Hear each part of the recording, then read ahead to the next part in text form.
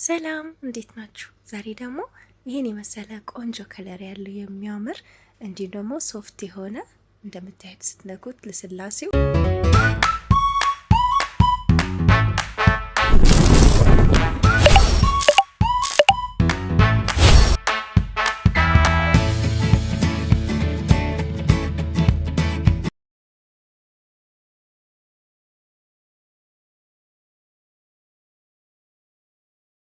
ሰላም እንዴት ናችሁ? ዛሬ ደግሞ ይህን የመሰለ ቆንጆ ከለር ያለው የሚያምር እንዲሁም ደግሞ ሶፍት የሆነ እንደምታዩት ስትነኩት ልስላሴው ልነግራችሁ አልችልም።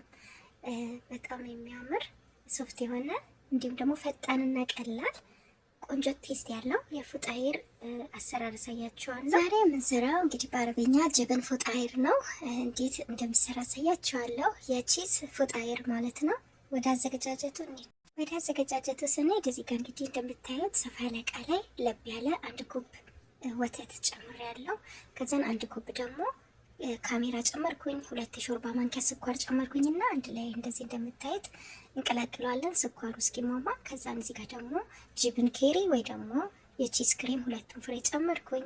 ከዛን ዮገርት ወይም እርጎ 2 የሾርባ ማንኪያ ጨመርኩኝ እንደምታዩት። ከዛን አንድ ላይ ቀላቅለዋለሁ። ትንሽዬ ዘይት የአትክልት ዘይት ነው የጨመርኩት።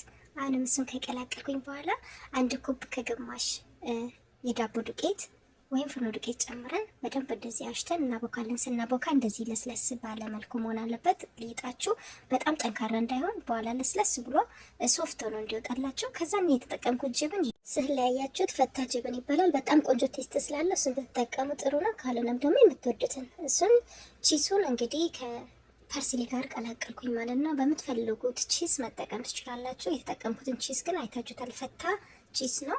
ከዛን እንግዲህ አሁን ሊጣችን ከግማሽ ሰዓት በኋላ ወይም ከ30 ደቂቃ በኋላ እንደዚህ ኮፍ ብሎ ወጥቶልናል።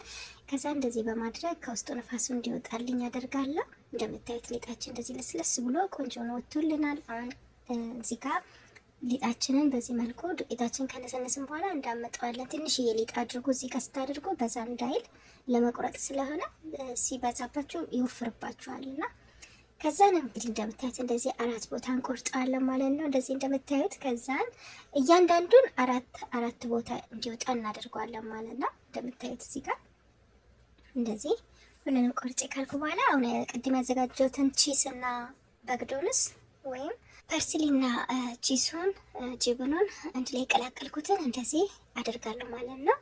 በጣምም ሳይበዛ እንደዚህ ጫፉ ላይ የምናደርገው። ከዛ በኋላ እዚህ ጋር ስትጠቀልሉት በጣም ቀላል ነው። ቺሱ ያለበት ቦታ ላይ መጀመሪያ መጠቅለል ስትጀምሩ እንደዚህ ተሸፍኑታላችሁ።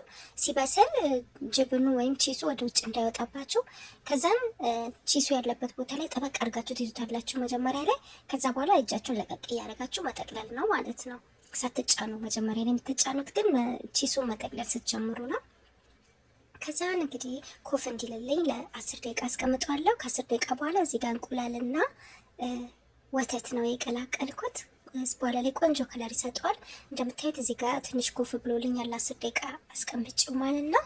ከዛን ከላይ እንደዚህ ቀባዋለሁ። ልክ እንደዚህ እንደምታዩት በብሩሽ ነገር እንደዚህ እንቀባዋለን ማለት ነው። ሲበስል የሚያምር ከለር እንዲሰጠን ይረዳናል ማለት ነው። ከዛን አሁን ኦቨን ውስጥ አስገባዋለሁ። 180 ዲግሪ ላይ አበራና ከታችም ከላይም እኩል ነው ማበስለው ማለት ነው። እንግዲህ ለ10 ደቂቃ ያህል ነው፣ ብዙ ባልቆየም 10 ደቂቃ አልፈጀብኝም። ከዛን እንግዲህ እንደምታዩት ቺሱ እንደዚህ ፉጣይራችን እንደዚህ ቆንጆ ሆኖ በስሎ ወጥቶልናል። ከለሩን አያችሁት? በጣም ነው የሚያምረው። እንግዲህ ኦቨን ውስጥ ካስገባችሁ በኋላ እንዳይቃጠልባችሁ ቶሎ ቶሎ እየከፈታችሁ ማየት አለባችሁ። ወዲያው ነው የሚበስለው፣ ጊዜ አይፈጅም። እዚህ ጋር ደግሞ ለጋቂቤና ፐርስሊ ሁለቱን አንድ ላይ ቀላቀልኩኝ። ይህን አለመጠቀም ትችላላችሁ። እንደምታዩት እዚህ ጋር ምንም ባይቀባም ራሱ ከለሩ በጣም ነው የሚያምረው። ፉጣይሩ እንደምታዩት ባትቀቡትም ማለት ነው። ከፈለጋችሁ ቀቡ፣ ካልፈለጋችሁ አለመቀባት ትችላላችሁ። እኔ በስሱ ነው እዚህ ጋር እንግዲህ የቀባሁት። ከቀላቀልኩኝ በኋላ በግዶንስና ለጋቂቤ ማለት ነው። ከዛን እንግዲህ ለማዕድ ዝግጁ ሆኗል ማለት ነው። እዩት፣ ልስላሴው እዩት። እንዲህ ስትጨብጡት ራሱ አይበላሽ፣ ተመልሶ እዛ ወደ ቦታው ነውና በጣም ሶፍት የሆነ በጣም ቆንጆ ፉጣይር ነው። እናንተ በቤታችሁ አዘጋጁት። ውስጡ ደግሞ እዩት፣ እንዴት ነው አያምርም? ለስላሴው፣ ከለሩ ደግሞ ቴስቱ ደግሞ ልነግራችሁ አልችልም። በጣም ቆንጆ ቴስት ነው ያለው። ቪዲዮውን እስከ መጨረሻ ስለተከታተለችኝ አመሰግናለሁ። በቀጣይ በሌላ ቪዲዮ እስክንገናኝ ሰላም ሁኑልኝ። ባይ ባይ።